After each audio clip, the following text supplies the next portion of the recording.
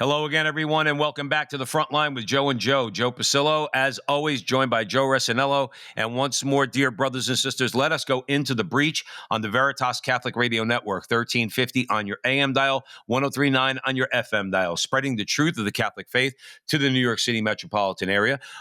Please be sure to download the app, share it with your friends and family. You'll have access to all of our station's content, not just the front line with Joe and Joe. And Joe and I post all these interviews that we do at Veritas. We post them on X, Facebook, YouTube. We also go live on Sundays. We have our live show. We get into a whole lot of trouble there. Not that we don't hear, but you guys know what I'm saying. So if you like our content, if you like what we're doing, help us get out to a wider audience. Hit a like, hit a subscribe, hit a share, do all that fun stuff. So today we're pleased and honored to be welcoming to the program Benjamin O'Brien. He has a new book out from Ignatius Press, The Proving Grounds, A Catholic on Ladder 17. And that's available, like I said, at Ignatius. I'll post a link in the description. Please tell your local Catholic bookstore to order a few copies, put it on the shelf. We promise they're not going to stay there too long. And Ben will let us know at which other places you could buy the book. Now, Benjamin O'Brien studied liberal arts at Our Lady Seat of Wisdom College and obtained a BA in Humanities and Philosophy from Redeemer University. He's also a graduate of Algonquin College of Applied Arts and Technology, where he earned his fire service credentials. Ben began firefighting in 2008 and has served in various communities as a volunteer and a career firefighter. He and his wife, Caitlin, live in Wisconsin with their 4 children. Benjamin O'Brien, welcome to the front line with Joe and Joe, our brother. Hey, thank you very much, guys. It's a joy to be on with you today. Well, the good thing is now, not that we haven't interviewed Ben blue collar guys, okay, but Joe and I, when we started this show is basically Catholicism for the everyman, okay, particularly like blue collar. Doesn't really get more blue collar than guys that have done what you've done in your career, and I'm sure we're gonna get into that when we discuss your book, The Proving Grounds of Catholic on Ladder 17. So welcome. I'm going to hand it over to Joe, and we'll have a great conversation. Ben, we always begin with a prayer to Our Lady in the name of the Father, Son, Holy Spirit. Amen. Remember, our most gracious Virgin Mary, never was it known that anyone who sought your help or sought your intercession was left unaided. Inspired by this confidence, we fly unto you, a virgin of virgins, our mother. To you we come, for you we stand, sinful and sorrowful. Mother of the Word incarnate, despise not our petitions, but in your clemency hear and answer us. Amen. Amen. In the name of the Father, Son, Holy Spirit. Amen. Well, Ben and I were chatting before the interview. Ben's originally from Canada, and as Joe Pasillo rightfully said, he went to a school in Canada. A little secret out there, Joe Pasillo and I, in our social media show, our show is produced out of Canada, so we're very versed in the accent. As soon as I started to talk to Ben, I immediately could tell he was from Canada. We talked to a lot of people from Canada. We're very versed in the politics of Canada. This has been going on for a number of years. So we know your deal, Ben. We know the Canadian people. We got them at our heart. We fight for them on our social media show. Also, Ben is a fireman, as Joe Pasillo said, and firemen, for those who are from the New York area, are held in very high regard, particularly because of 9/11. Speaking personally, I was 6 blocks away from 9/11. I witnessed a lot of the carnage. I saw the sacrifice of many of the firemen, the trucks going past me. Many of those men never came back. So New Yorkers hold firemen in very high esteem. Um, the first question, though, I kind of wanted to ask is, does the job attract Catholics? I could speak for New York. A lot of Irish guys become firemen in New York. They got like big bushy mustaches and they got like 75 kids, and they're from like the Bronx or someplace like that. Uh, w- do you think the job attracts Catholics? Yeah, I think historically it definitely did. I mean, you think of cities like New York and Philadelphia, Baltimore, Toronto, Montreal, Ottawa, with lots of immigrant Irish, French, Italian populations, and for sure. Now, of course, we're living in a very different time. We have more of a secular job society now. So my experience on the job definitely was that probably you know, 3 or 4 guys I worked with um, had some kind of connection with the Catholic Church, whether they were in Catholic school or maybe they still went at Christmas and Easter, or they had parents who still went, that kind of thing. But I think it's become a very secular job in a lot of cities, And so we need Catholics to step up again. We need good people of faith in that role to reclaim that space.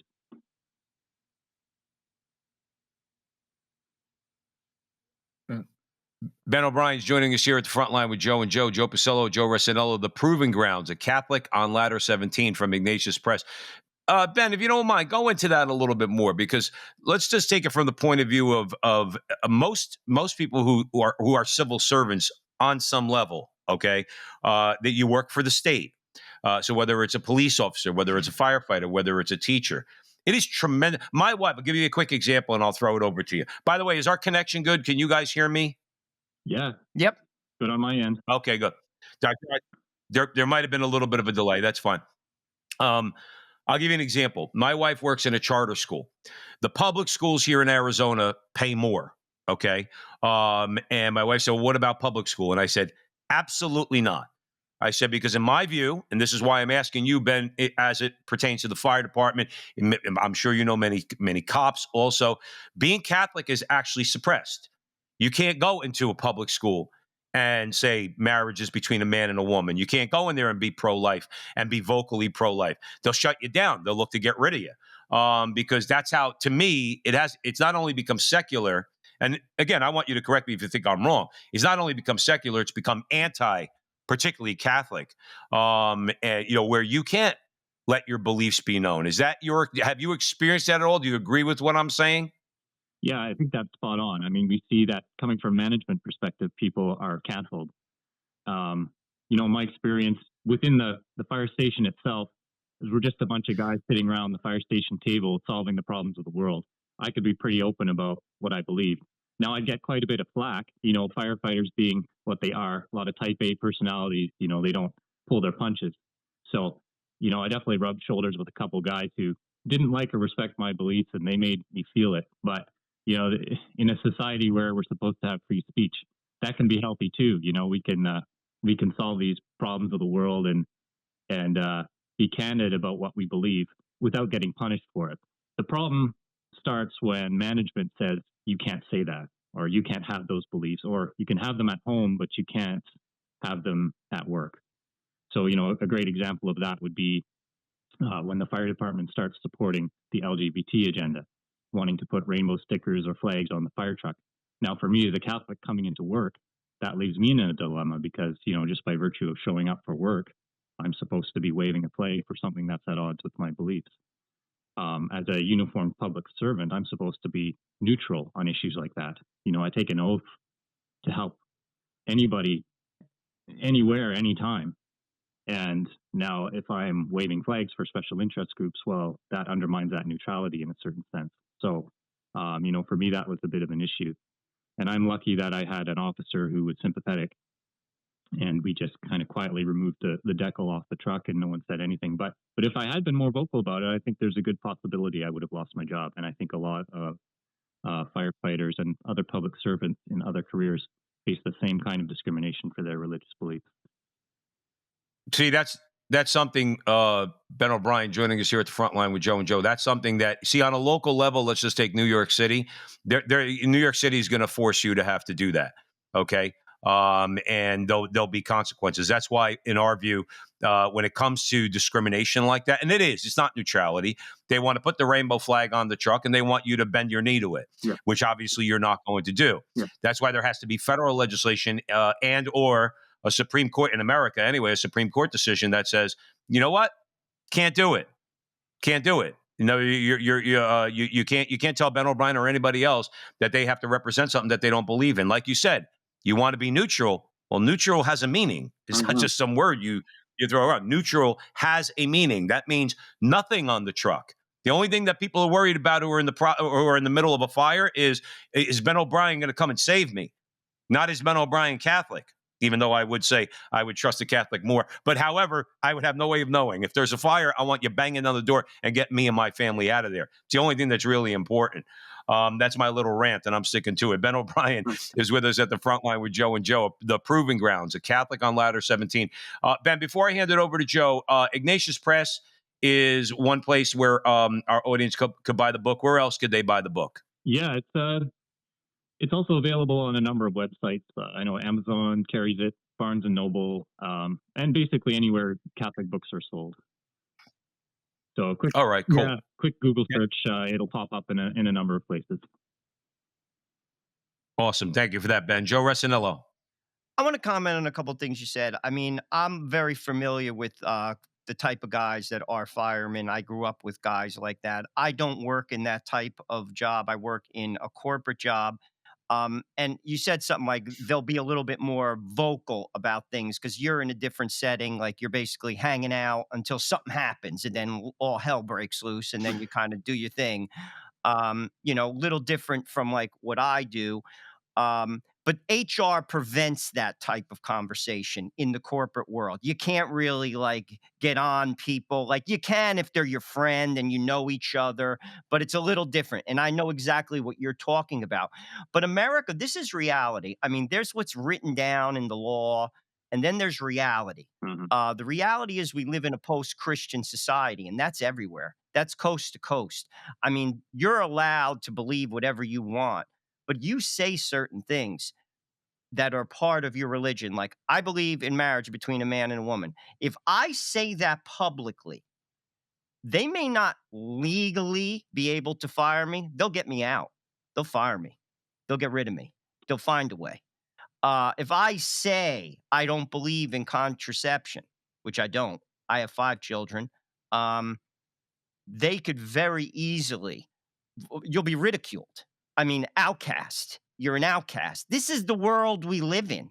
I mean, there's the law, there's the First Amendment, and then there's reality. I don't believe in abortion. You're putting people in a corner there. You're judging people. Well, I'm just telling you what I believe. I don't believe in abortion.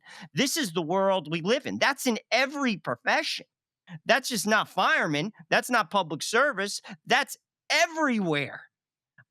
Everywhere. I got news for you. That's even in the church to some degree. If you say, like, I don't believe in contraception. I had a priest one time. I mean, I don't want to go nuts. It was the worst confession of my life, telling me that Humani Vitae doesn't hold anymore. I'm like, I mean, I didn't say anything during the confession. I kid you not. I wanted to scream, but I didn't.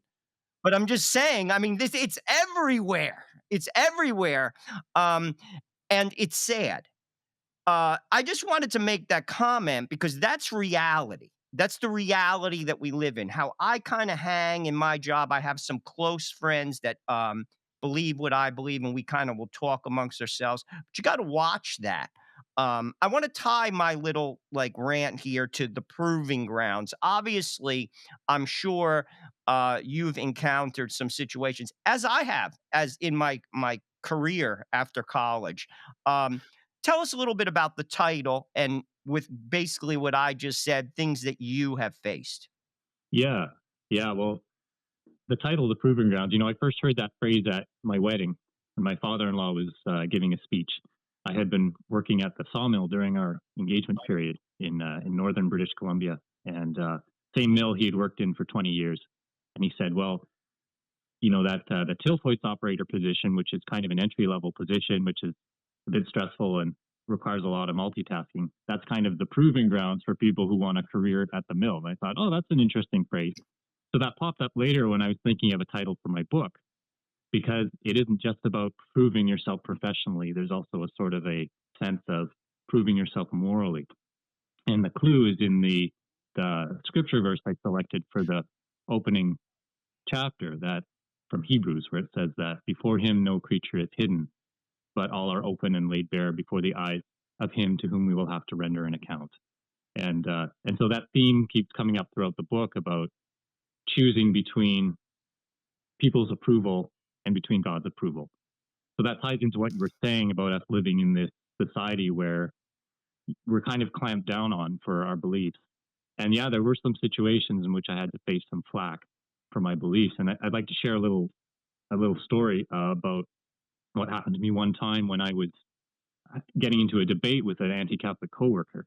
And this firefighter was, he just had a chip on his shoulder against religion in general for some reason.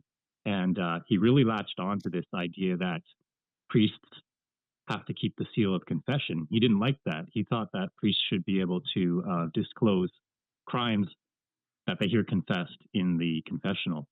And this is kind of interesting in light of what's happening in Washington State, where the state was trying Hmm. to get priests to disclose, right?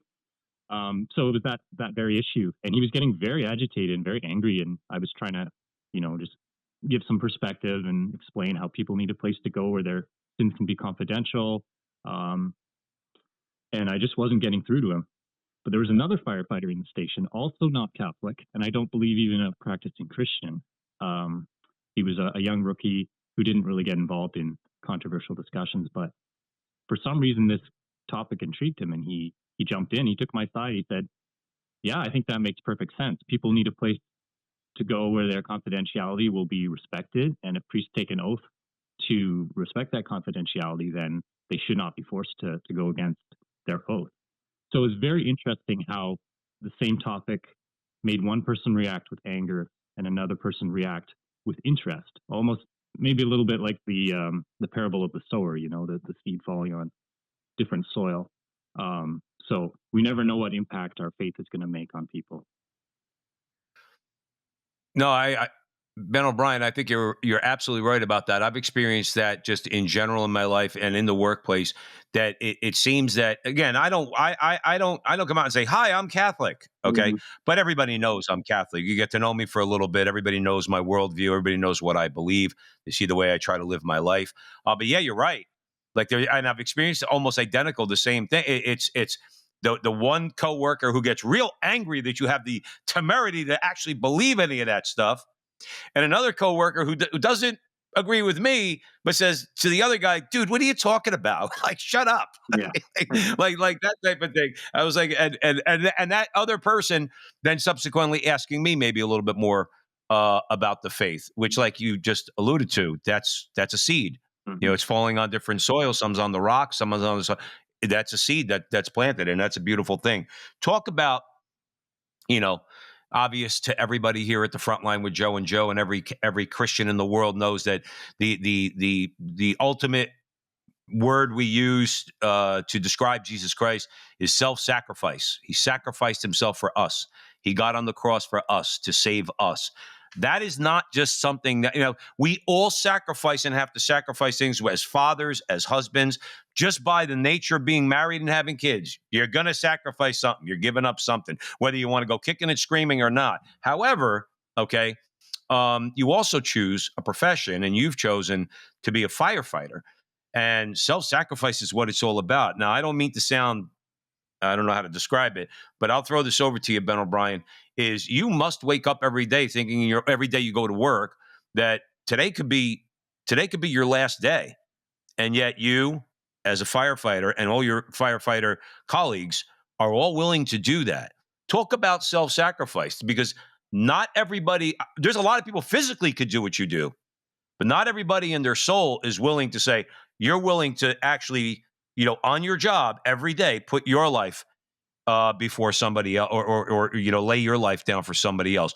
Talk about that, because that to me is very important when it comes to talking, but not just about firefighters, cops, and others, but we're sticking with firefighters.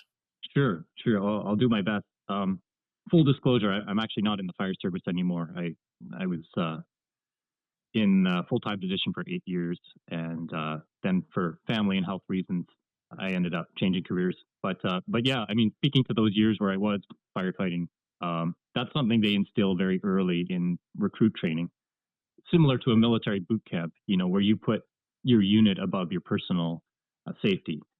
Um, you know, whether it's those early drills where they're getting you to get into your equipment as fast as possible, and if you're the person lagging behind, your training officer's yelling at you saying your buddies are suffering, hurry up, so that mentality to get that in your head really quickly, and then when you show up on your first structure fire, I mean, I tell you, I'm more worried about what they're going to say to me if I don't run into that burning building as fast as possible than I am about my own safety. So yeah, it's a it's an unusual headspace to be sure. I think firefighters have to be very cognizant about their training, and have to overcome some of those basic human instincts, that fight or flight that we have deep in us, and our training and our and the experience that you accumulate over a career, that kind of helps to overcome that and focus you on task.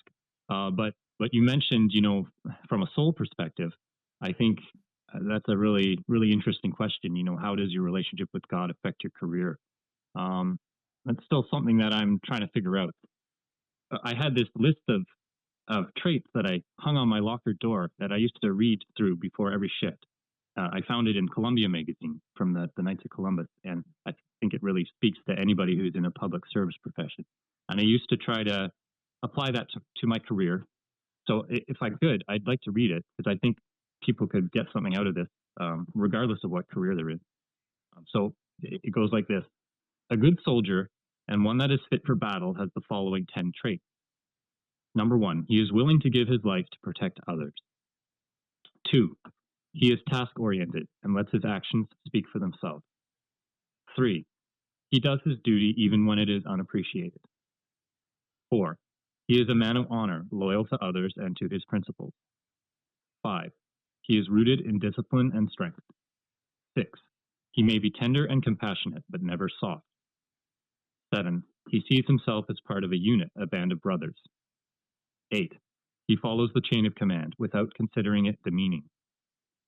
9, he is courageous when heroism is required. 10, he sees sacrifice as an opportunity to show his character and demonstrate love. So I read those every day, and I don't know if I exemplified them as well as I would have liked, but I tried to apply them to my career. And I hope that some of your listeners hearing this might be able to think about those traits and try to apply them to their careers wherever they work. Try to bring Christ to the world in little ways. Sometimes it's not about being this amazing evangelist or doing, things that get you in the public eye, but if you could just quietly go about your duties, being faithful in little ways. Christ says if you're faithful in little things, you'll be faithful in big things. So I think that was the whole logic of trying to apply my faith to my work. Yeah. Ben O'Brien joining us here at the front line with Joe and Joe. Before I throw it over to Joe, but I will say this, that not knowing that list, but listening to you reading it, that's what I try to do at work. I do. No, it's not the same job. I work a back of the house management position in a restaurant, which is fine. That's where the Lord has put me right now. But nonetheless, what you just read is still all very important to keep in mind. One of the ways people know that I'm Catholic, because I do a really good job. Now, I'm not saying those who are not Catholic don't do a good, but you talk about taking care of your tasks, doing what you're supposed to do, listening to the chain of command. And yes, and even in corporations, there's a chain of command. Your boss tells you to do something, as long as it's not immoral, you got to do it, right? And I try to remember that. I fail many times. But what you just read, many of those points, I try to remember. I got to say, well, what kind of example would be if I was a slacker? What kind of example would I be if I'm just a gossiper all day, or if I'm angry all day, or if I tell my boss to, something that you're not supposed to tell your boss? So I'm glad because that has universal appeal. What you just read has universal appeal, and people should take that to heart. We only have a couple minutes, Ben O'Brien, before the break, so I'm going to hand it over to Joe Resinello. Sure. I want to talk. We can pick it up on the other side of the break. That list is great, and it's virtues. They're virtues. How do we build a virtuous life? Is the question. And I think that applies to all professions. And I personally think we need to go to confession to do that, because there's no other way you're going to do that. And I think that's something that's not happening, particularly amongst Catholic men, but even in Catholic society, the confessional is not used anymore. Um, why do I say that? Three things. One, it holds you accountable. When you fall, and we all fall, we're all human, you have to be held accountable. If you're going to do something, you have to say it. 1, 2, you're forgiven of your sin. But 3, this is big, you get grace. You see, to be the person we're to be, a married man, a fireman, working in corporate America, working in the public sector, whatever. If we want to do it the way God intended us to do it, we need grace. We're not going to read our way into that. Like, that's the mistake of the Protestant. The Protestant reads a book and thinks he's going to just do it. No, You could read a self-help book. Everything in it could be great, even the Bible for that matter. Doesn't mean you're going to do it. You can't do it without God's grace. That's why we have to live a sacramental life. And that's why confession is vital for building a virtuous life. Do we have any time, Joe? We can pick it up. Well, let's throw it over to Ben. We have 3 minutes before the break. Okay. Yeah, I love it. I mean, talk about peace of mind walking into the shift, knowing that anything could happen and I might not make it home that day, but I've just come from confession and communion and I feel at peace with God. Absolutely. That's so important.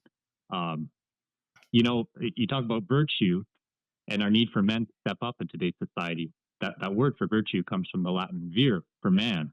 So virtue has a sense of strength about it. So I think men have to step up and be leaders in this society if we're going to change it around. I heard, I forget who said it. It might have been Chesterton, but he said that the crisis in today's society is a crisis of fatherhood. And I think that was spot on. So we don't get our strength from ourselves. Anytime I've tried to be self-reliant, I fall flat, but it comes from God, from grace, as you say. And I think that's so important to remember. No, it really is. I mean, I think in my mind, like you both mentioned confession. Is like I guess where I'm going is I've thought that too, Ben. Like whenever I come out of confession, I think in my mind I'm okay.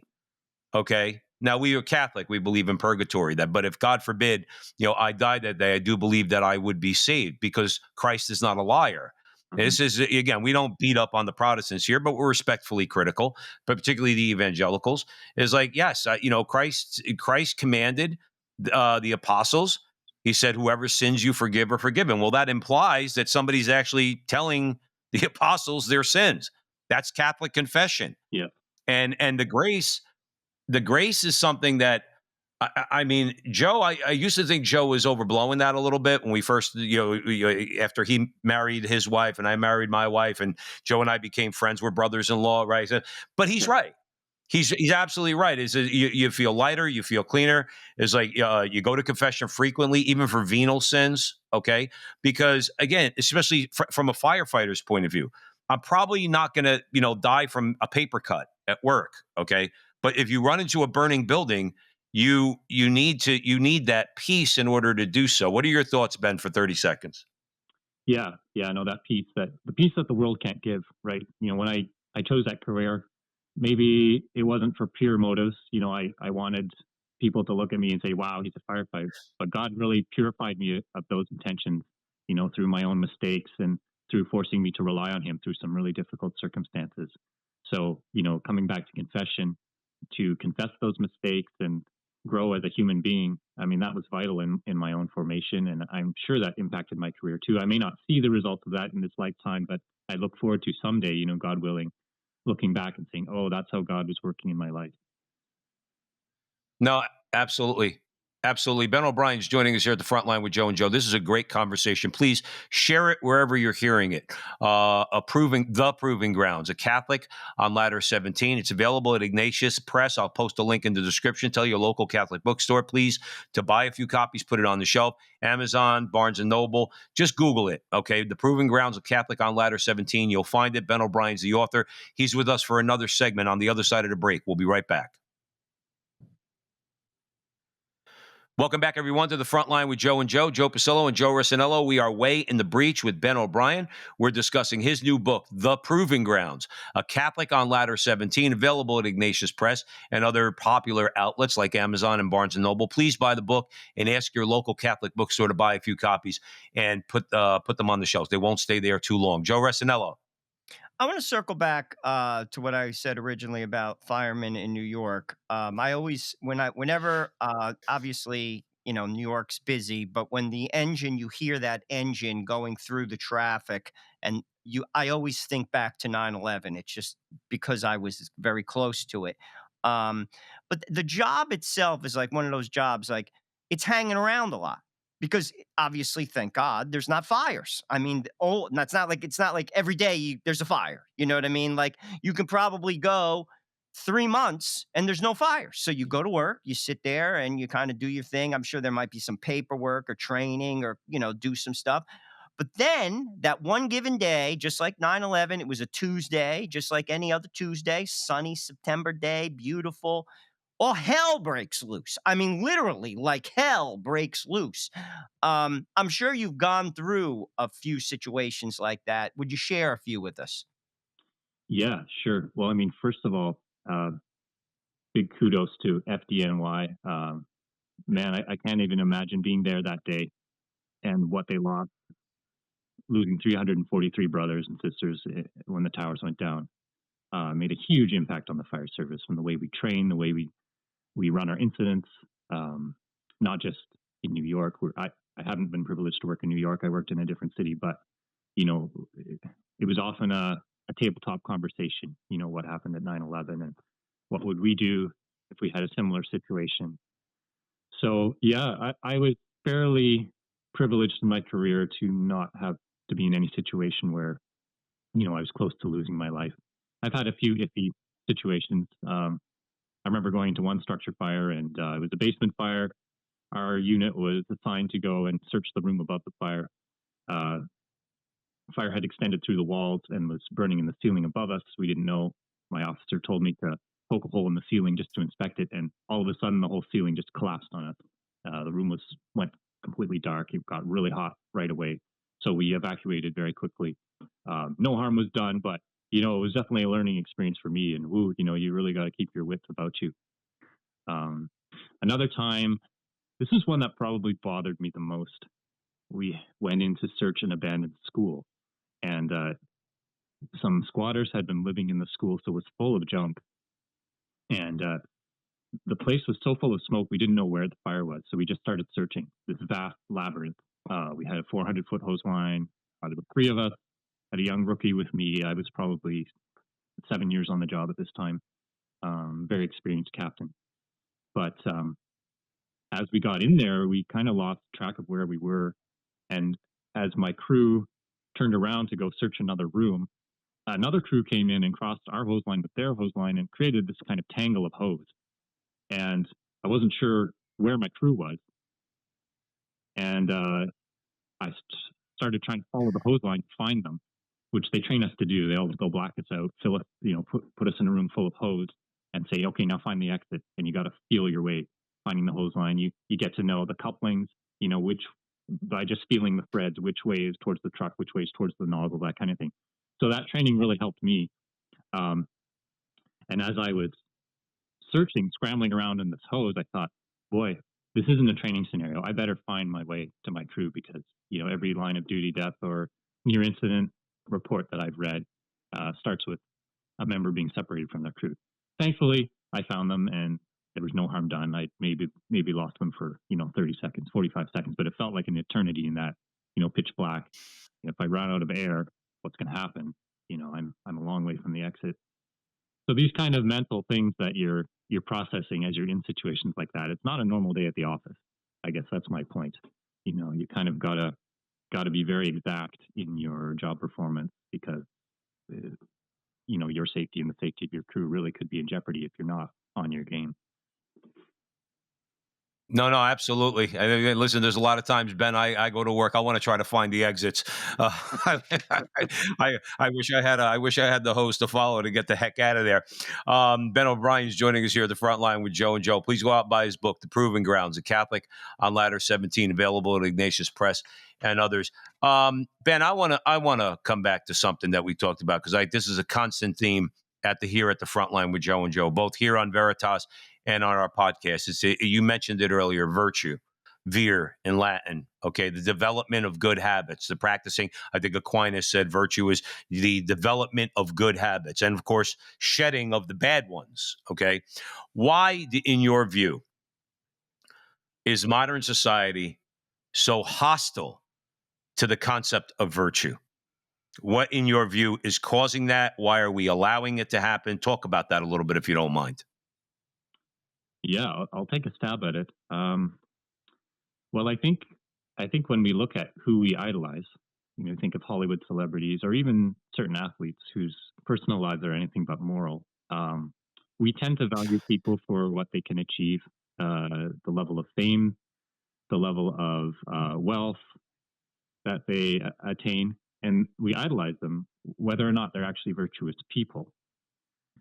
And then you combine that with the fact that we're 2 generations post-sexual revolution, and this idea of chastity is very despised in mainstream culture.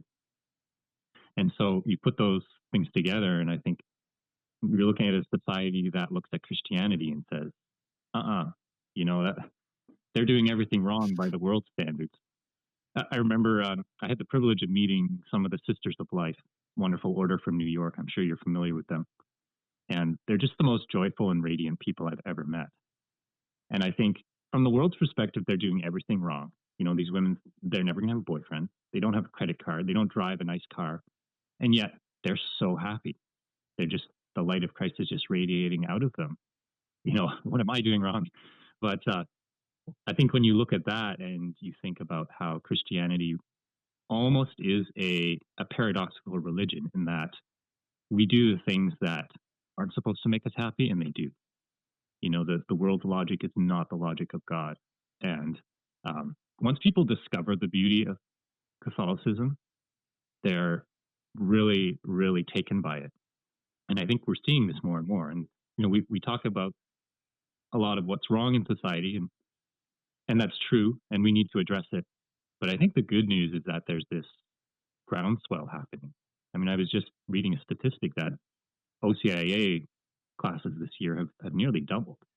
But what is this phenomenon that people are just getting fed up with modernity, with the lies of the secular age, and they're saying, I want to go back to what worked for my grandparents: marriage, family, church, God, because there is something so compelling about truth.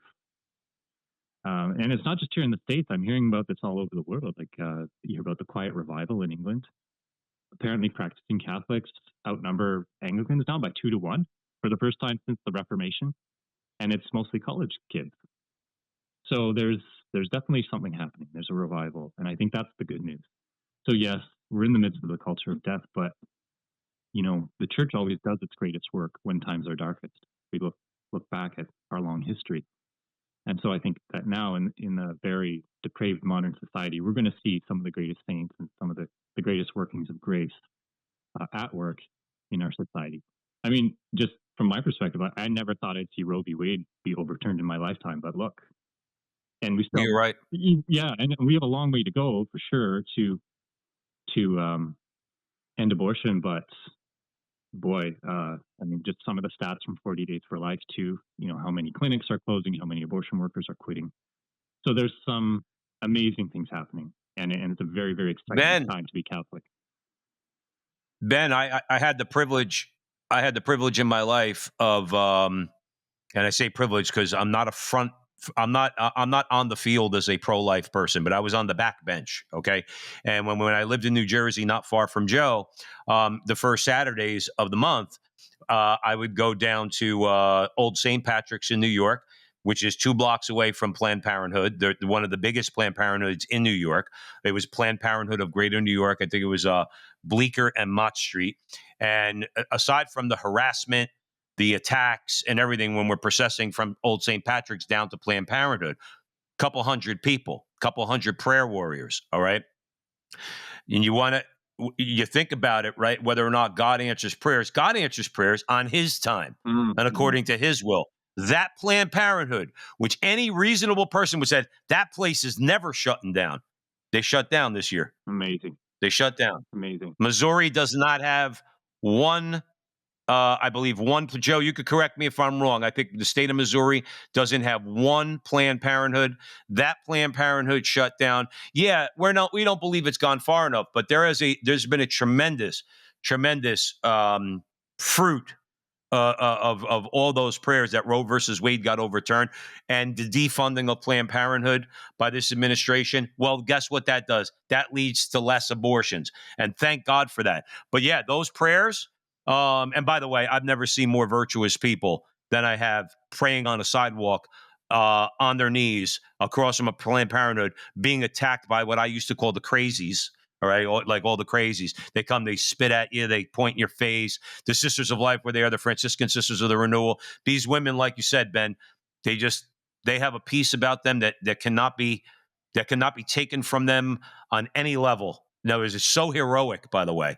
You talk about being a firefighter and being, many firefighters are heroes. I think the profession itself lends itself to heroism. But the sisters, I mean, I've never seen more brave people in my life staring down some rabid pro-abortion, screaming 20-year-old woman and just standing there with the love of Christ in their heart and just praying for them. Your thoughts on that, Ben? Yeah, no, absolutely. I mean, it's such a spiritual battle, isn't it? And it's funny. I love what Sean Carney said about when pro-choicers throw that slogan, "Get your rosaries off my ovaries." He said it makes me laugh because they're acknowledging that that prayer actually works.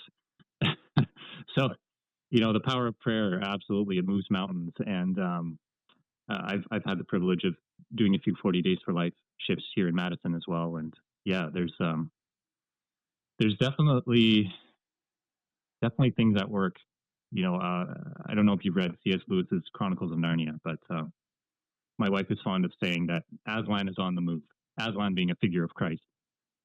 So there's a groundswell, a return to morality and good values that is coming slowly but surely. So it's very heartening. Well, I think I'm going to hand it over to Joe, Ben O'Brien, but I think as a younger generation, listening to the virulent atheists, the secularists, the sexual liberationists, I think young people say, "Well, there's nothing there. There, I believe in something good and true and beautiful. There's nothing transcendental about any of that stuff. It's just all devoid of meaning, devoid of light, devoid of truth, devoid of goodness."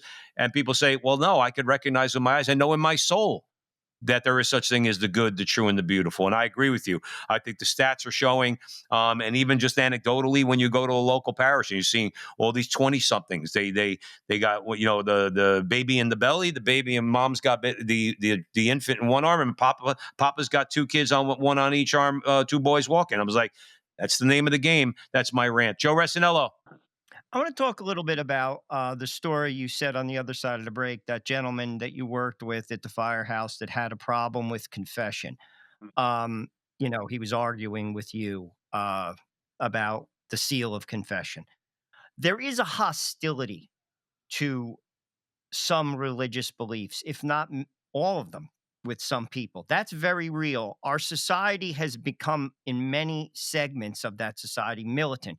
You mentioned you live near Madison. I do follow politics in America. Madison's a very liberal Yeah. city in America, probably as liberal as New York. I mean, to be honest with you, if you want to really get down to brass tacks. And there are people who are militant about certain things. I mean, again, circling back to what we talked about on the other side of the break, you mentioned, uh, I don't believe in same sex marriage. I mean, people look at you. That's so mainstreamed now. That's everywhere. I mean, they'll think you're a monster to say something like that. Literally a monster. And you could be like, no, but I'm Catholic. That's what I believe. I don't care what you believe. What I have found in those situations, and I'm interested in both your thoughts, we're never going to bridge that gap because it's beyond who we are. You're never going to argue. I stopped arguing with people on things like that because it doesn't do anything. You're not going to argue anyone into the church. You're simply not. Even if the argument is phenomenal, they're just not going to listen, or they'll just walk away, or they'll just deflect, or they'll just project. I mean, it's just a waste of time. But what I try to do, the common ground that I try to do, is offer friendship, give example, consistent. And what happens is, and I've done this in my life, you almost shame the person without having to shame them with your words because they can't say anything bad about you. Even if they tried, they can't. And it's like you offer that friendship to that, and you're still respectful to them. You're still decent to them. And that's how you bridge it. And that's what I found. I've done this in my job. People who I vehemently disagree with in terms of like our lifestyle choices, our positions in life. But it's very hard to hate somebody who's good. And I think that is the remedy to those situations. um, where there's no way, nobody is going to bridge that conversation. And that's a confession conversation, but there's bigger conversations. There's tons of them out there. What are your thoughts on that? Because to be honest with you, I think that's what we have to do. We have to be consistent every day, showing people by the way we live, and be friends with different types of people.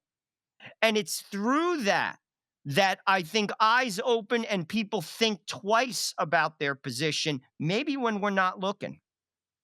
That's great, Joe. Yeah, as you were saying that, what popped into mind was St. Francis of Assisi saying, preach the gospel using words if necessary. And I think that speaks to the heart of what you were saying of just living it. If we live it, people have a true example of what it means to follow Christ. Now, we're never going to live it perfectly, are we? But, as long as we're striving. And I like how you say it's about consistency too, because that shows that we have integrity as people if our words, our actions, our choices, and our beliefs all align. And people look at that and they see somebody who has a solid basis for their life. It's, there's a disintegration that the modern world brings. And by disintegration, I mean like your beliefs and your practices, your daily life can be so fragmented and fractured, and you feel pulled in so many different directions because of work and family and social media, and then if your moral life is also off track, then that disintegration just become compounded, and people feel so lost, and they're looking for meaning and they're looking for answers. And if they can look at Christians and say, I want that, that's very appealing, then I think we've done our jobs without having to be preachy. So I think you're absolutely right. That example can be one of the most powerful tools we have. I think so. Ben O'Brien's joining us here at the front line with Joe and Joe. His new book, The Proving Grounds, a Catholic on Ladder 17, that's available at Ignatius Press. You could also buy it at Amazon, Barnes & Noble. Ask your local Catholic bookstore to stock a few copies on the shelf. Ben, let's talk real quick. Let's talk about how we measure authentic masculinity. Now, let me put it like this to you. People think that when they look at a bodybuilding magazine, they see a guy who's 280 pounds of nothing but muscle, that he's necessarily masculine. And a guy who's 140 pounds, 5'10", doesn't have much muscle, okay?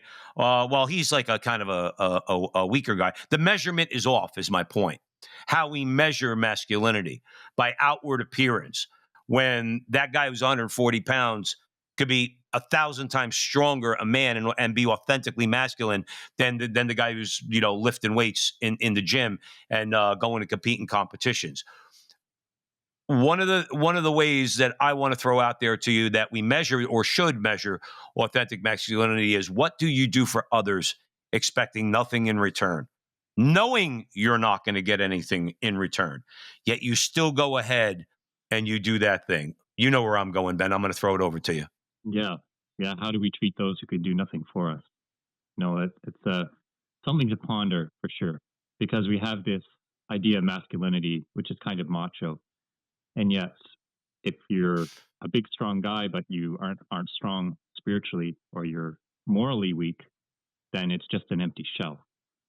I mean, there's some firefighters who don't look like the classic firefighter. Maybe they're 150 pounds and they're lean, but I'd way rather go into a fire with that guy than with, the big hulking guy who is maybe has been bullying me, or is some big moral problems, or doesn't know his job very well. So definitely virtue and strength aren't always what they seem. And when we consider the weak and those that can do nothing for us, I mean, my mind jumps to the unborn and the elderly, right, who are at risk in the culture of death. And how do we care for them? Society is measured by how it cares for those who are the most vulnerable. And I've definitely been guilty of doing charity with this kind of attitude, like, oh, people will think I'm such a great guy seeing me work at the soup kitchen or whatever. But Jesus knows our tendency to pride, and that's why he said to not know what your right hand, don't let the right hand know what the left hand is doing. And if you do good to those who do good to you, what credit is that to you? But just picking up your question about what does authentic masculinity look like, I think of two great Americans who were wonderful examples of that kind of virtue. I think of Father Michael McGivney, now Blessed Michael McGivney, founded the Knights of Columbus, and how he poured out his life for a whole class of people who were rejected by mainstream America. You think of the immigrant Irish, who were facing discrimination and in some cases dire poverty, starvation, because their widows weren't being taken care of, and there was no kind of social structures in place for men who got injured at work. And through a lifetime of pouring himself out, he really alleviated the plight of a whole class of people. And then I also think of Father Augustus Tolton, whose cause is also up, first African American priest who escaped the South after the Civil War or during the Civil War, actually, and then poured out his life to ministering to African Americans in the Chicago area, founded churches, schools, orphanages at a time when that was very unpopular, even within the church. And so, and basically he died of overwork. And so I think of those men, neither of them were bodybuilders, but they were giants in terms of their spiritual strength and their virtue, and that their virtue was lived out in self-sacrifice. I think we can look to them and be very proud of them and what they accomplished, and try to emulate them, because our society needs that kind of self-sacrifice very much. Ben O'Brien, I'm going to throw it over to Joe because we only have a few minutes left, but I do want to comment on that. Is that, and we all need this lesson because we all fall short, okay? I'm going to speak primarily for myself, but I try to remind myself, look at what God has done with people that you wouldn't have given a second thought to. Like you mentioned those two priests. I think of Saint Damien of Molokai, right? Goes into a leper colony, goes in healthy, ends up dying there. Guess of what? Leprosy. In other words, but how many people he helped and he influenced, particularly when it comes to the faith. Mother Teresa, this frail woman from Eastern Europe. How does she change the world? How does she influence Malcolm Muggeridge, who like a super duper intellectual, into going from atheist to Catholic? Because God, when you let God do the work, then it really doesn't matter what you look like. What matters is that you're going to do great things.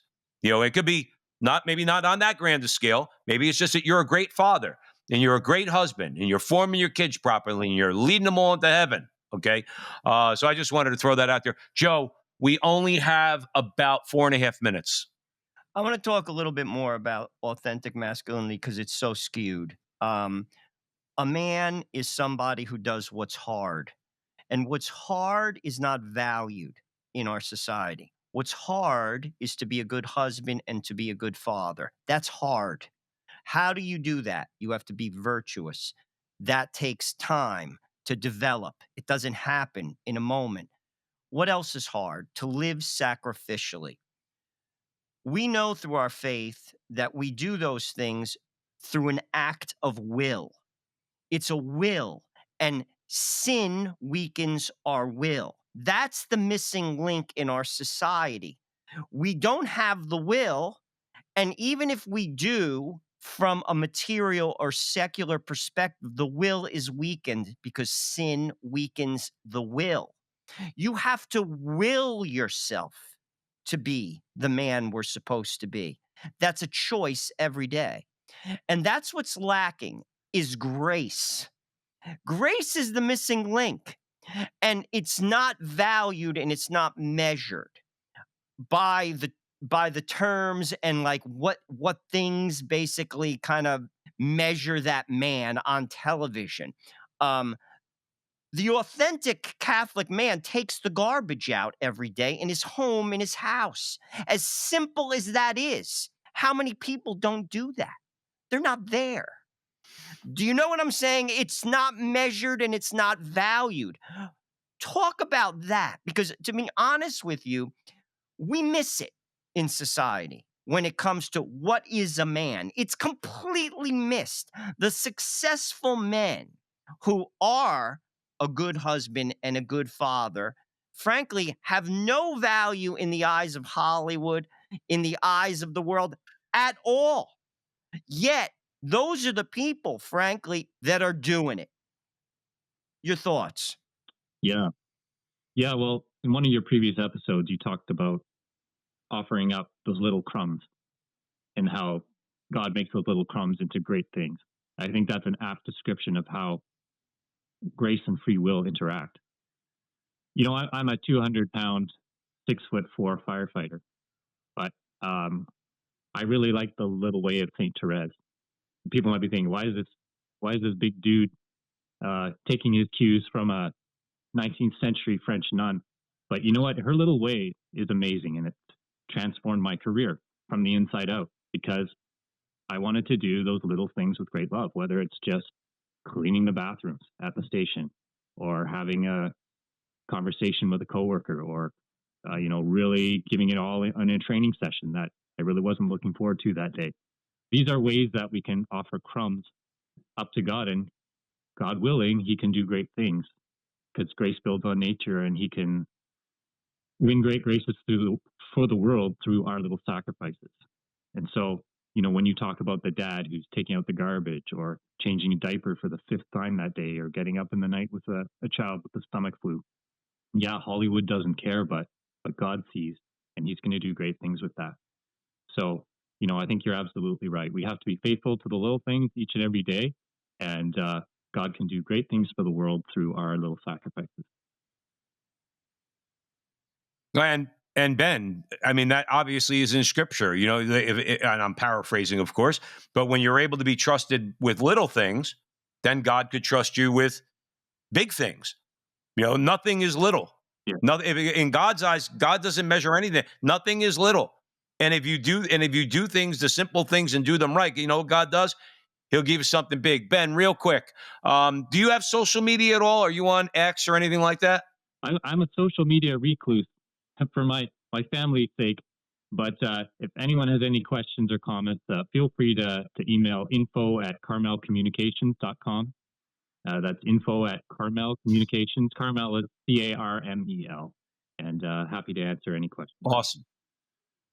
Awesome. The Proving Grounds, A Catholic on Ladder 17. Ben O'Brien's the author. Please go out, buy the book. You can buy it from Ignatius, Amazon, Barnes & Noble. Ask your local Catholic bookstore to stock a few copies on the shelf. Ben O'Brien, our brother, you're welcome back here anytime. Anytime you want to have a conversation about anything. This was great. We really appreciate it. Sounds wonderful, Joe. And Joe, this was a little bit like sitting around the fire station table and solving the problems of the world. So really appreciate it.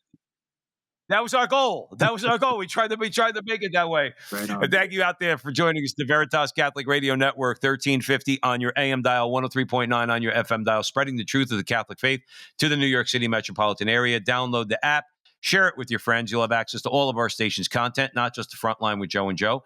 And wherever you see Joe and I on social media, particularly X, Facebook, and YouTube, help us out. Like, subscribe, share, do all that fun stuff. Thanks once again. And remember, until the next time, that our conversation is your conversation, and that conversation is going on everywhere. We'll talk to you soon.